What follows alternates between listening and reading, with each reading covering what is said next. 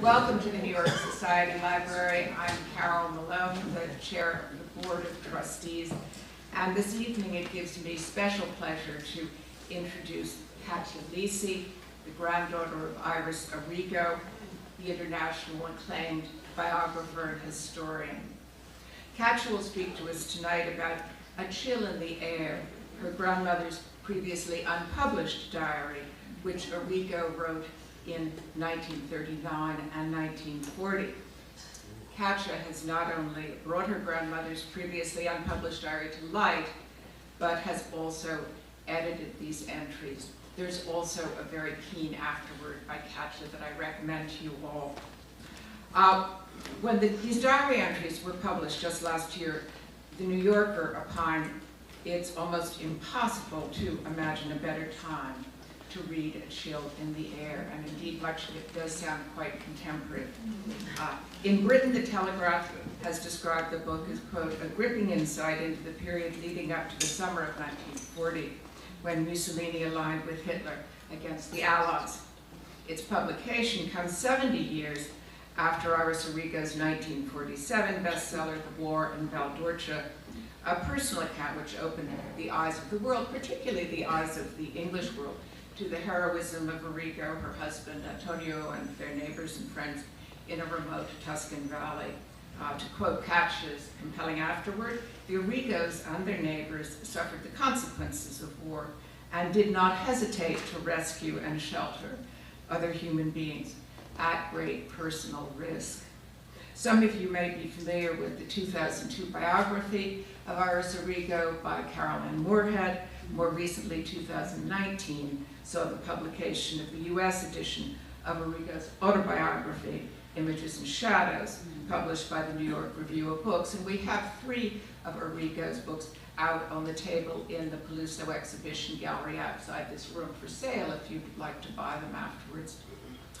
Katia Lysy was born in Rome. She's worked in publishing as a journalist and with Italian television.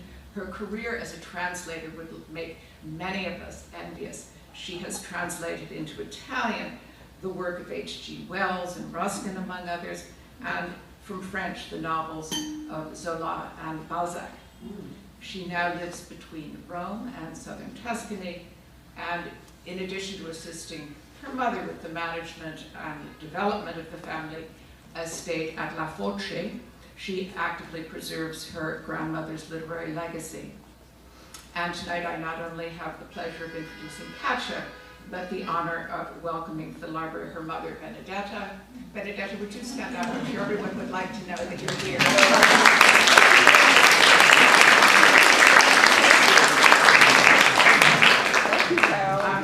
Before we begin, I'd like to remind you that evenings like this are made possible not only by your membership in the library, but also by your contributions to the annual fund. Library subscriptions only account for 25 cents on every dollar of our costs. So if you have not contributed already to the annual fund, I urge you to do so without further ado. As I mentioned, books will be for sale in the gallery, and please join me in welcoming Katia Lysy.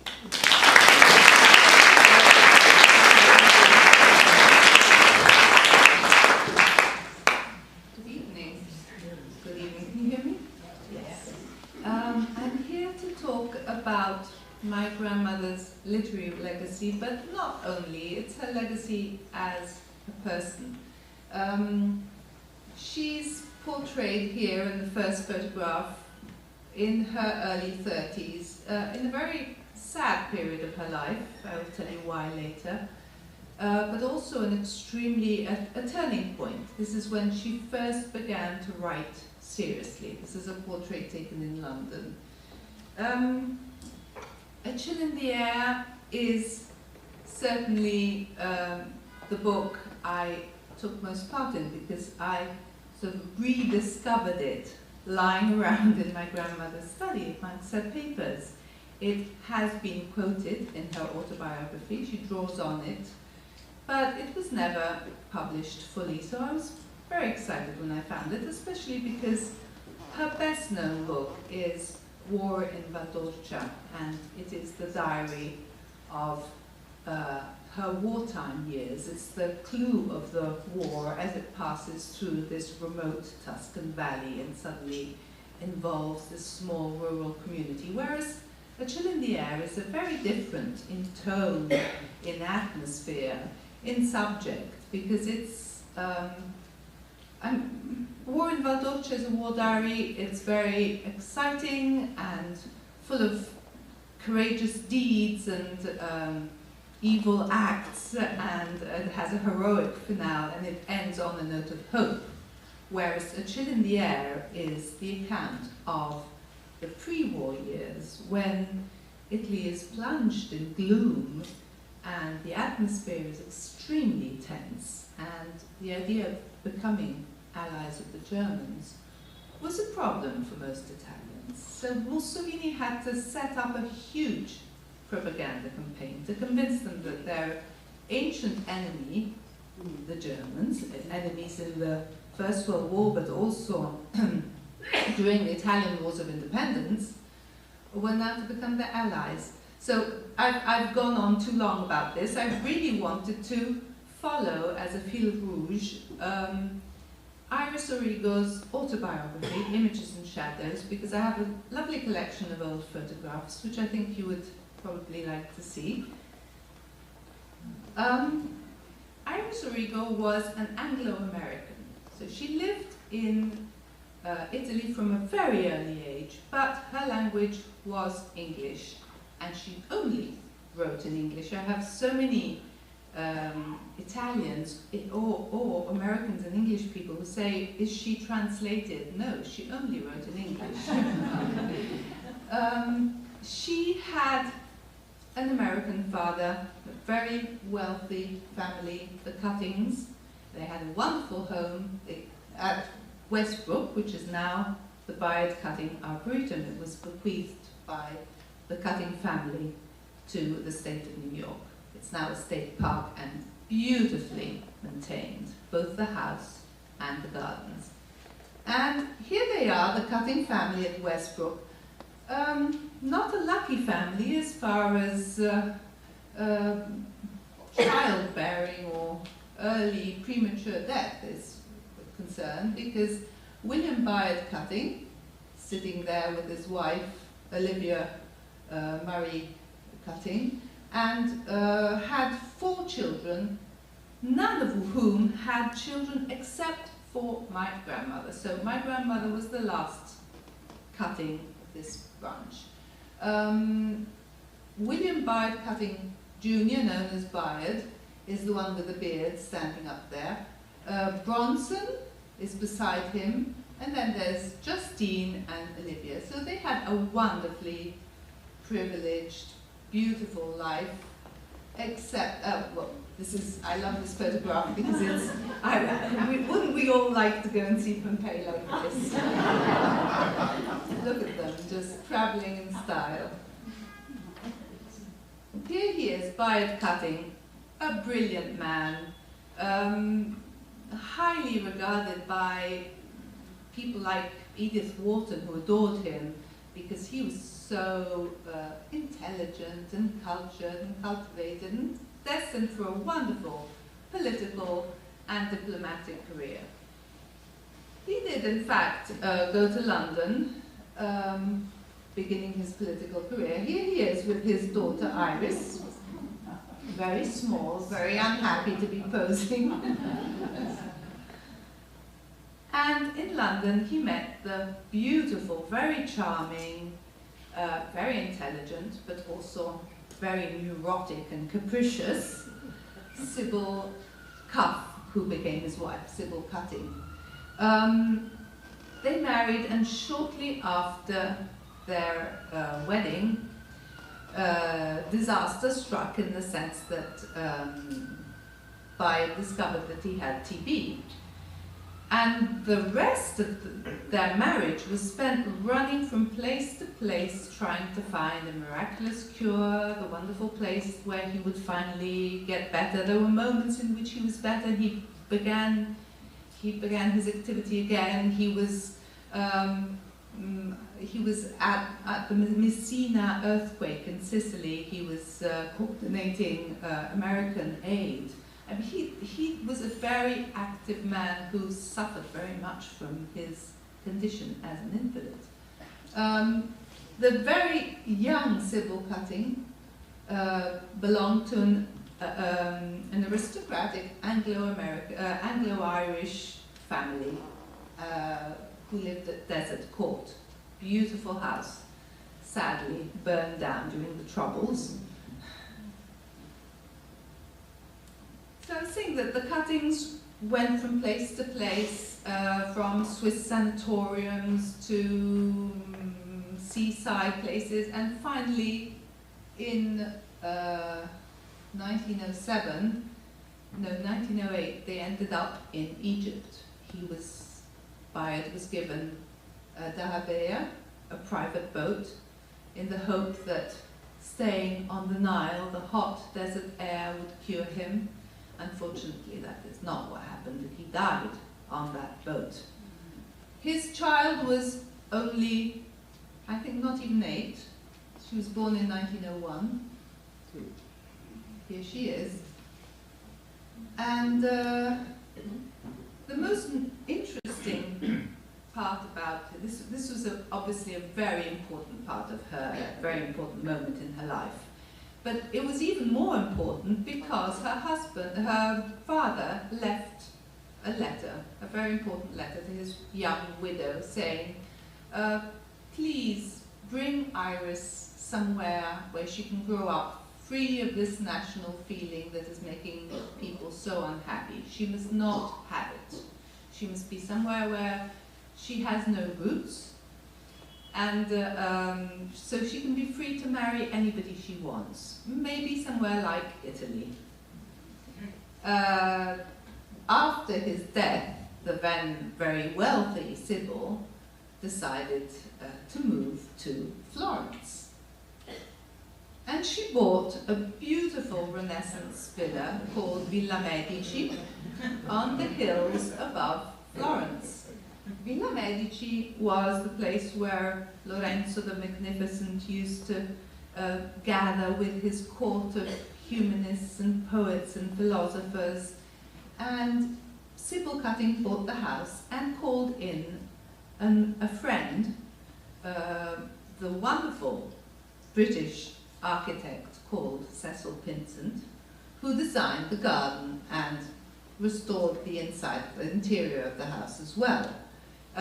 Cecil Pinsent will later become a fundamental figure because he then became a very good friend of my grandmother as well, and he designed the gardens at La Foce. Not only the gardens, but practically everything, every building on the estate that was designed by him. He was a very, very interesting man. Sybil's next door neighbour in Florence was Bernard Berenson. She was evidently a very, very charming woman, and she must have been extremely interesting to attract such a wide circle of especially authors, but also artists, such as, I'm just mentioning a few, Edith Wharton, Henry James, Aldous Huxley, and of course Berenson and his court. So she, in a way, had her own literary court. There was no connection really to the outside world, and especially not to the Italian world around her. The English-speaking community in Florence was huge at the time. But they did live a separate life. It was kind of like an ivory tower. And my grandmother, in her autobiography, says, you know, it was really like the First World War was an unpleasant noise off stage, nothing more than that. They were all busy playing their beautiful art historian games, traveling to see an isolated Romanesque chapel. Obviously, Bernard Berenson had a big role in this. But there was no connection to the Italian world around them. This beautiful sitting room, this is silk, the Chinese drawing room, silk with these wonderful drawings of plants and birds. So it was a very, very precious, refined, isolated environment. And Iris was an only child, and she was surrounded by these incredibly refined, cosmopolitan intellectuals. She was a bit lonely, of course. Nothing much happened to put her in contact with the Italian world, except for her tutor, who, by suggestion of Berenson actually, she was an Italian who taught her Latin and Greek, who she absolutely adored. But her first real contact with Italian life was when she met her future husband, Antonio Origo, a Tuscan nobleman, who her mother actively discouraged her from marrying, because she was, I fear, a rather selfish woman, didn't want her daughter to leave her, ever. So they waited quite a while before becoming engaged, and finally, when they did, her mother, on her wedding day, her mother took to her bed and didn't get up, so I was had to get married without her. And she said, Antonio's not good for you. He was 10 years older. He's far too old and far too handsome. So, motherly encouragement. Here she is looking lovely on her wedding day. And here they are, Antonio and Iris, setting off in their lovely car. This is the portico of Villa Medici. And they're leaving on their wedding day in 1924, and where are they going? Here. So, a very, very different place. Nothing could be so different from Villa Medici in Florence. Though it's now only an hour's drive away, but at the time, the Val d'Orcia in southern Tuscany, where they were going, was a really isolated, bleak, poor place. One of the poorest parts of Italy, amazingly. And they went there because they had decided to buy a large estate, and they especially wanted somewhere where they would have enough work to fill a lifetime and enough work to make a difference. They really wanted to change the life of the people living there. They had this wonderful rural, bucolic dream of bringing the land to life again, really. This is the land as you see it. They're just clay hillocks. There was a huge amount of work to be done, just the basic work that was turning this incredible stony clay into farming land. That was the basis, but then there was a lot more to be done. Now, just to reassure you, this is the Val d'Orcia as it is today. And all this, more or less, was carried out in the course of not even 20 years, because from 24 to the beginning of the war, there was a little bit of work went on in the 50s, but mostly things stopped in 1939 when war was just on the horizon for Italy. So first of all, they set to, I'm going through the various chapters and images and shadows, because there's a chapter called Westbrook, there's a chapter about Florence, and of course there's a chapter about La Foce, which is the part which I have most photographs about. So this in the 20s and the 30s was a fundamental period for restoring really the land, making the Val d'Orcia suffers from a terrible shortage of water. So a lot of the work consisted in making irrigation channels, just taking the stones away. This is later, of course, because they didn't have tractors at the beginning. They had oxen and little pickaxes and lots of people, but very little machinery. And of course, the people who lived there, they didn't have any sort of education. Most of them couldn't read or write. They didn't have health services. They didn't have roads. They didn't have proper homes. This is what their homes looked like. So obviously these were all priorities. Cecil Vincent was called in not just to start work on a very initial part of the garden, because of course my grandmother had to give priority of water to the needs of the farmers rather than, you know, building a beautiful garden straight away. But he also planned a lot of the buildings. This is what he envisioned as a typical farmhouse to be built. And in fact, here it is carried out. So you can imagine the difference between these modern farmhouses and what people were used to before. My grandmother, in Images and Shadows, has a wonderful description of herself as a young bride coming from Florence, very shy, unsure how to relate to these farmers who, you know, very far from her world, and she was desperately anxious to somehow convey her sympathy. And she went along with my grandfather to visit one of the families and found in the only bed of the house the grandfather, the head of the household, who was dying in the only bed, along with his granddaughter who was giving birth, and she was absolutely appalled. I mean, of course, she really had a lot of work to do. One of her priorities was education. So how to get the children out of the fields. Of course, the farmers brought the children along with them from a very early age because they couldn't leave them at home, and they didn't have anywhere else to put them. So she devised a sort of a Montessori-like approach in which she offered transport, so a school bus basically, to bring them to school, even from the most remote farmhouses. In the meantime, there had been a lot of road building. I mean, all the infrastructures had to be put into place as well.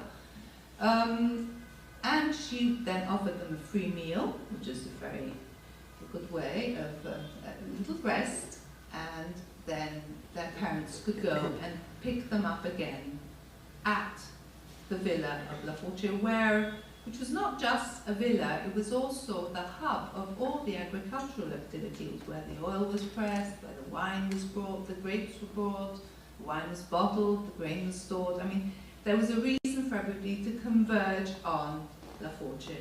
And it was also the place where she built a small clinic. So this is the school bus. These were the lucky ones because it meant that the horse and carriage could get to them. And these were the unlucky ones, had to put up with a very, very slow school bus indeed. But they could go everywhere, the oxen. They were lovely. The whole program of vaccinating the children, everything had to be done. So you'll understand from what I'm saying that at the moment, my grandmother's activity was very much focused on realizing this rural dream. They managed to do it. They even had time to consider aesthetics. In some of the newly reclaimed land, they had to build new farms, of course, for the farmers to live in. And this is a very famous fresco which inspired an equally famous, I think now, little winding road with cypresses. It's become an icon of Tuscany, but it was designed by Cecil Vincent to reach these are newly reclaimed fields. They were before. You remember what the photograph was like before. So in 1925, the Origos had a beautiful baby boy called Gianni. He was wonderful, but the family curse of TB struck in 1933. Gianni died of tubercular meningitis at the same age in which Iris had lost her father. So it really was devastating blow. And Antonio threw himself into his work at La Foce. Iris tried desperately to cope. She went to and fro from England a lot, trying to find help with relatives and friends, trying to find a distraction, and that's when the first photograph was taken, the one that you saw at the beginning. So it's actually a very sad period for her, because she has to go to and fro from La Foce, but it's very difficult for her to be in the place where Gianni grew up. It's very important that that London period was very important for her, because that was when she took up her career as a writer. Because she said, I needed something to distract my thoughts from my son. She also met many interesting artists and authors, and Leonard and Virginia Woolf saw her first work, which was, not surprisingly, a very short biography of Byron's daughter Allegra, who died at the age of 3. So obviously there was a connection there. They loved her work, and they published it. So that was when her work began. She was always concentrated on Italian themes, in the sense that she wrote a biography of the Italian poet Leopardi, of Byron's last lover, who was an Italian, about The Merchant of Prato, which is probably one of her best known and most scholarly works. So she always wrote about Italy, and of course her war diaries and her pre-war diaries are based in Italy. Here we come to the period of A Chill in the Air. In 1938, Iris realizes that she wasn't going to be able to come and go so happily from London to La Foce. It was going to be more and more difficult. The atmosphere in Italy was very difficult, and she had an American passport. Even though she was protected by her Italian husband, she was still, in the event of war, she was going to have a problem. So she gave up her American passport. I have it with a big cancelled on it. And she threw in her lot with her husband and her adopted country. And that is when she began keeping her pre-war diary, A Chill in the Air. So she really has decided that she's realized that she has to make a choice, and she chooses Italy, and she decides with her husband, let's try and take up, not forget Germany, but let's try and make a new life for ourselves. And they have a daughter who's here, Benedetta, who was born in 1940. At that point, the war breaks out, and the Origos are actively involved, more and more so. Of course, my grandmother was very eager to bring her British experiences to Italy, which one might think was a bit odd, but actually no, because the Italian government didn't have a refugee program for children like the children weren't evacuated from cities like the British did. And she said, well, I can take some children here in the countryside. The first Italian cities to be bombed were Turin and Genoa, and there were children who were in desperate need. And they were brought. There was a lot of bureaucracy involved, and my grandmother was a very strong woman with very good contacts who did not hesitate to use them. She wrote to the Principessa di Piemonte, the Italian royal family. Look, this is ridiculous. Let's cut through the red tape and get the children here to safety. So 24 small children arrived at La Foce, which was actually to become a very dangerous place. She didn't know it, but the war was to reach the Val d'Orcia in 1943, in 1944 actually. These are the partisans, because besides the children, there were, as the war went on, it became increasingly difficult to help everybody, and nobody was ever turned away, but there were refugees from the city, there were partisans to be helped, there were Allied soldiers trying to reach their armies and cutting through La Foce. They had to be helped, set on their way, maps, food, shoes, and of course the children had to be looked after. Sometimes it seems to me that the woods around La Foce there must have been somebody behind every tree, because of course there was they were also full of Italian young boys who, after September 1943, when Italy changed sides and the Germans got very angry, a lot of young Italian boys thought, okay, that's it, I can go back to my families. And of course, at that point, they were deserters and they had to be helped and warned, don't go back there, find somewhere safe to stay. The first place they're going to come looking for you. And some of them came from the farms of La Foce. Here they are, the refugee children. Apparently they arrived very thin and white and covered in boils, but here they look extremely healthy and happy. Here they are again. That's my mother with the hat and the coat in the front row, and my grandmother is holding her second baby, Donata, born in 1943. So she had two small children when the Germans came through La Foce. First they occupied the house and said, okay, you can stay in the cellars. After which, as the front line became increasingly near, in fact it actually passed through La Foce at a certain point, the Germans said, okay, that's it, you can't stay here anymore, it's too dangerous, go away.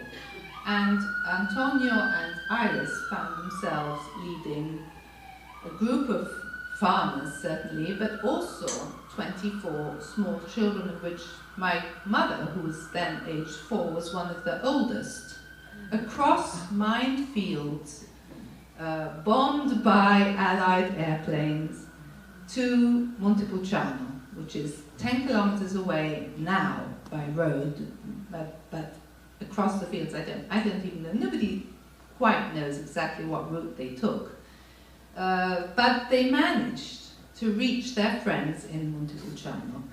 And since Montepulciano was still occupied by the Germans at that moment, they put up this sign trying to point out that there were a lot of children there and hoping that the Germans would show some mercy. In point of fact, they didn't come to that because they rapidly left. And so it was finally a moment of safety. But that's the clue moment of war in Valdoncia, escape across the fields with all these children.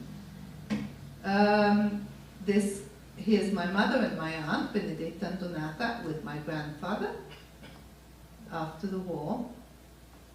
And here is Iris in the 1950s. A lot of work on the land began again in the 1950s.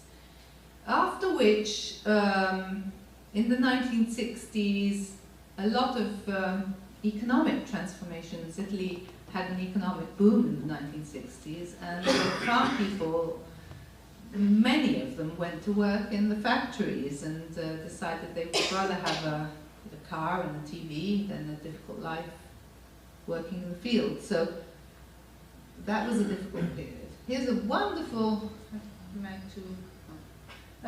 a wonderful portrait of my grandmother by Milton Gendel, who was a very dear friend and a wonderful photographer. This is in her house in Rome. She had a lovely house in Rome. And I wanted to show you one of her many achievements, not just her books, not just her social efforts, somewhere where many visitors come today, which is the garden of La Foce. La Foce Gardens was designed in stages as water became more available, also thanks to a wonderful present of a pipeline and a connected lake for the garden by Iris's American grandmother. This is a bird's eye view. Here we are, La Foce again, with Mount Amiata in the background. And the lower garden, this is the last part of the garden to be designed in 1939. Here we are, with the present owner with us today. Thank you very much.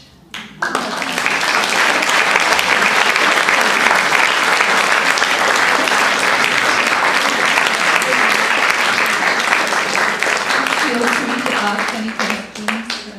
I'm here. What was your grandmother like? What's your relationship with her? I had a wonderful relationship with her because, first of all, I had a lot of time to get to know her because I was 25 when she died, and I'd already had my first child. So she got to see a great-grandchild, which was already...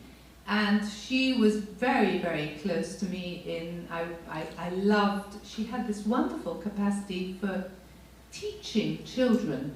In War in Baldorcia, she often mentions how she sets up plays and to distract the children from the dangers around them, and even the Germans are kind of moved to tears by singing and plays, and she tells stories, she reads to the children in the cellars under the bombs. She had this incredible gift of communicating with children. She never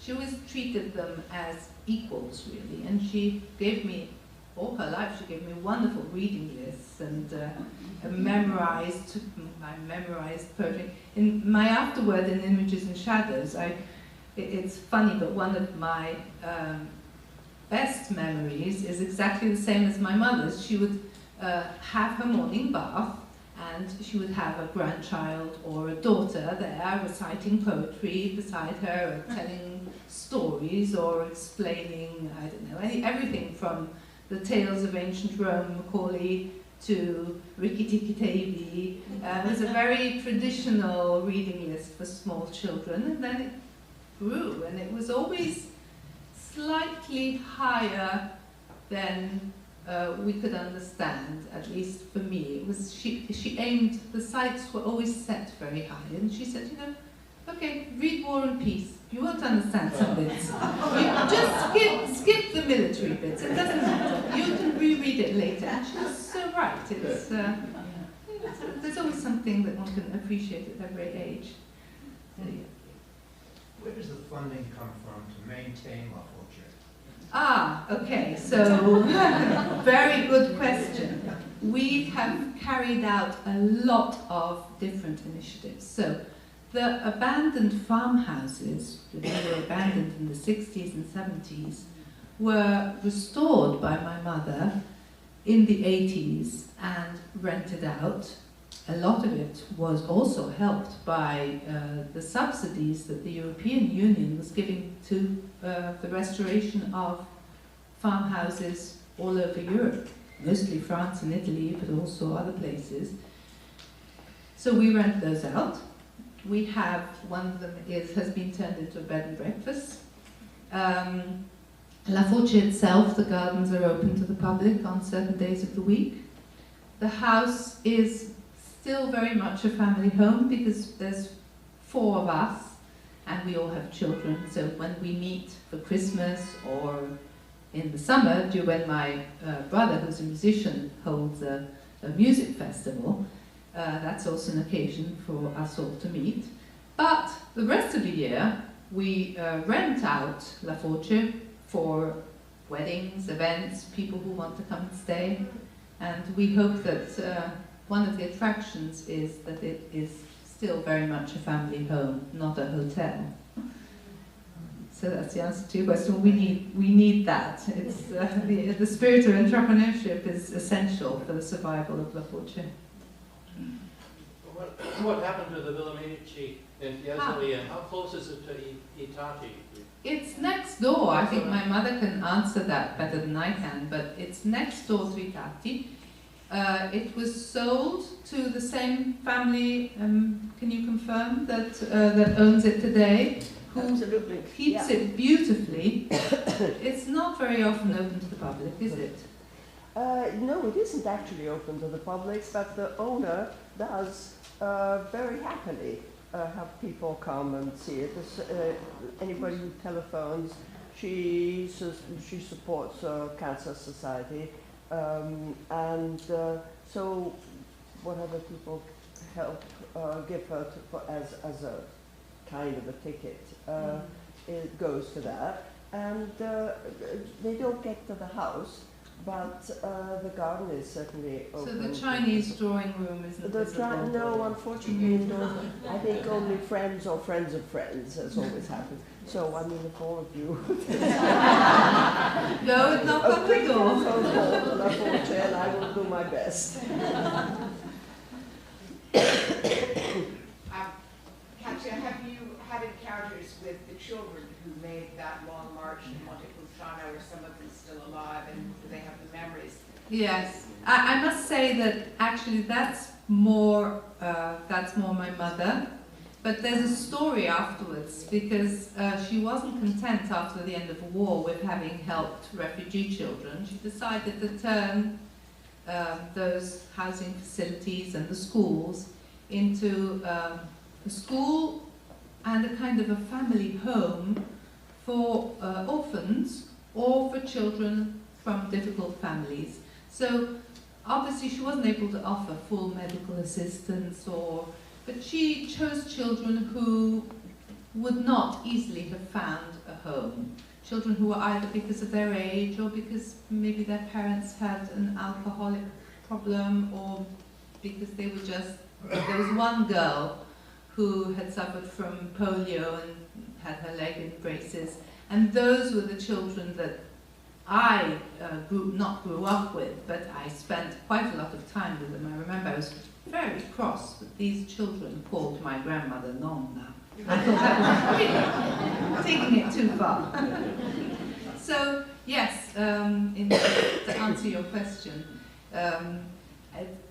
my grandmother's archives are full of letters from mothers who thank her for, keeping their children so wonderfully during the war years, and in fact asking her, please can the brother join them, and wonderful.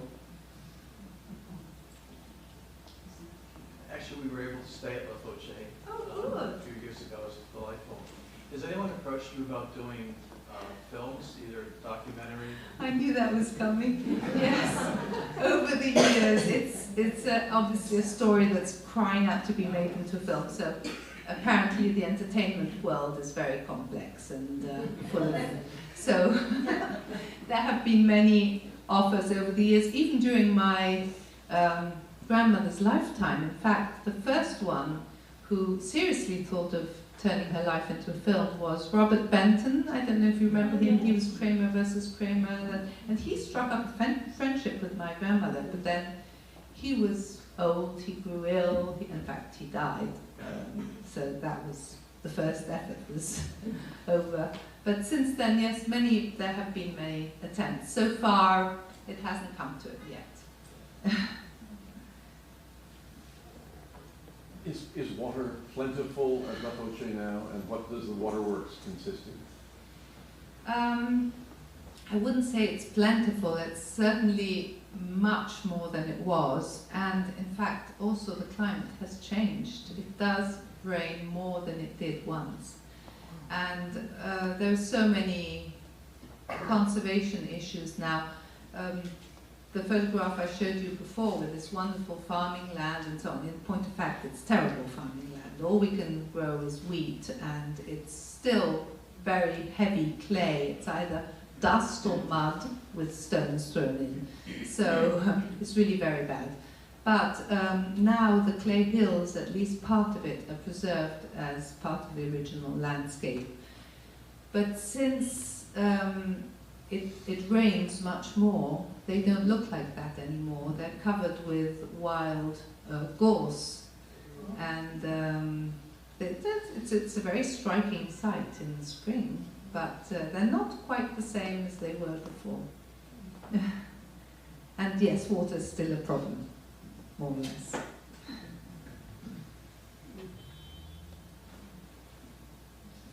Yes?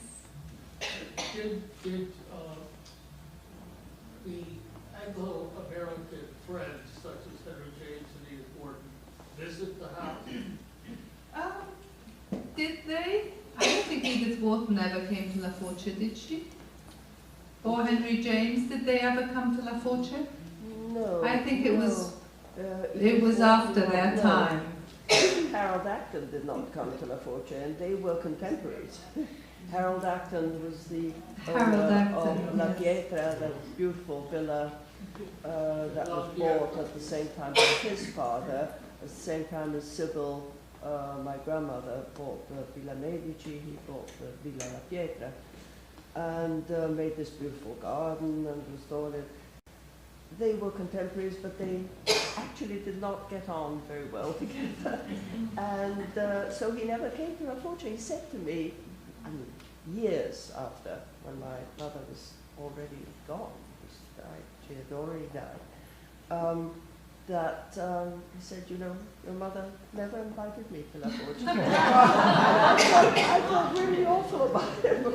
They were doing really She great does things, describe- great writers, great symbols of the Florentine life of their time, together with Berenson and so many others. I don't want to go into speech. So one of the episodes that she tells in Images and Shadows is of Harold Acton and his brother, right, being invited to one of her birthday parties, Yes. a treasure hunt or something like that. And as a present, he was bearing a Fabergé egg, which we don't know where it's gone to, unfortunately. But this is, I mean, they had different lifestyles, so should we say, and we must remember that the Valduccia was practically like going to, say, the Wild West or something. It was really a frontier place for people in Rome or Florence. Until quite recently, I remember as a girl, I would tell people that I had a home in Valduccia, and where is that? And of course now it's very famous. It's protected by UNESCO, and it's become a famous tourist destination. Not too touristy yet. But Bernard Berenson did come. Bernard Berenson was much more adventurous than Harold Acton. He was also a very close friend Yes, of yes, yes, grandmothers. yes. A very close friend. He had been her mentor. He had seen to her education, and a very good education it had been, though solitary, but excellent. And he came to La Foce to look around the little villages for the fondioro of the Senese painters of the Middle Ages and Renaissance. And many of them did he find, and he gave them names and of who attributed them to different painters. I think it was very important for him to come, and very important for my mother to have something to show him. So for the arable land that is part of the estate, do you work with local farmers to farm that? Do they have sort of rich history of passed on generation? Well, now, like most people, we don't have tenant farmers anymore. We give it out to people to farm. At the time, there was this feudal system of the mezzadria.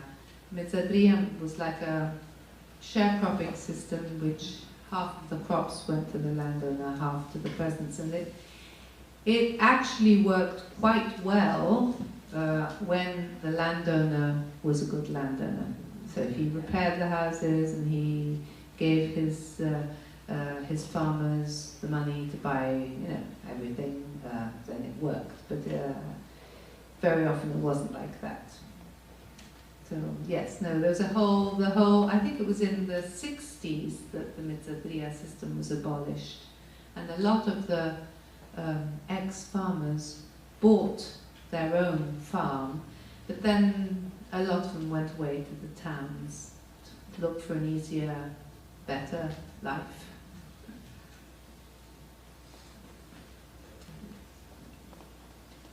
I would like to echo the comment from the gentleman over to my right and say that if anybody has an opportunity, if you don't have an opportunity, make the opportunity to stay at La Foce, because it was a incredible experience for my wife and I. We spent a week there, and I couldn't believe some of those images of the before. Isn't it I can incredible? remember that winding road with the Absolutely. cypress trees, and to think that that's all created by you people. It is really quite amazing. Does La Foce mean something? That's interesting because La Foce in Italian means the mouth of a river, but there's no Mouth of a river. There's a very far off trickle of a stream, which is the Orcia, so the Orcia Valley. But La Foce, probably, one of the theories is that it comes from, it's a distorted version of an Etruscan word, because La Foce was certainly inhabited in Etruscan times. There's an Etruscan necropolis in the field just opposite, which has been excavated, and the finds date back to the 6th century before Christ. So there was certainly Etruscan activity there, and probably the Etruscan word meant meeting place, which is, we like to think of that, because it lies at the crossroads to several towns which were of particular significance for the Etruscans. I'd like to suggest it means the mouth of the river of kindness. Oh, lovely. That's a lovely. Could you repeat that? The mouth of the river of kindness. That's a lovely interpretation. Yeah. While people mention how lovely it would be to stay at La Foce, you might want to mention the music festival. Absolutely. I only said it en passant, but a lot of people come for the music festival, which is held, it varies, but towards the end of July, beginning of August. And it was founded by my brother Antonio and by my mother, and is now beautifully directed by Alessio Bax, whose wife is here with us today. She's shrinking into the corner, but she's there. Lucille, do you want to stand up? And she is a wonderful pianist. She and her husband are both wonderful pianists, and they now direct the festival. One concert at least is held in the La Foce garden, in the La Foce courtyard. And how would people look it up? So the easiest thing to get a clear view of the whole La Foce activity, and also a link to the music festival, is just to go up on the website of lafoce.com, and you'll find everything, the garden hospitality, and a link to the Incontri in Terra di Siena, which is the name of the music festival. Did Sybil ever come around? Oh no, she did. But she was just like that. She was a very. She was known for being a sort of. I think she was just very neurotic. She was apparently famous for her fainting fits. She would be sitting at a dinner table and then people say, "Oh, it's just Sybil fainting again." You know, trying to attract attention. I don't know, but she was certainly. Said like that, she sounds like a rather silly woman, but I don't think she was. She inspired many interesting encounters with, especially literary people. And she was a writer herself. Very dated her books are now, but she's an interesting person. Well, before I thank you, I'd like to say I had the opportunity to visit La Foce in May, and I had spent 40 years traveling in Italy, particularly in Tuscany, but it was only when I came to the Val d'Orcia in southern Tuscany that I realized it really is the most beautiful part of Tuscany, as I'm sure those of you who have visited will agree. And with that, I'd like to thank Benedetta and Katia. Thank you so much.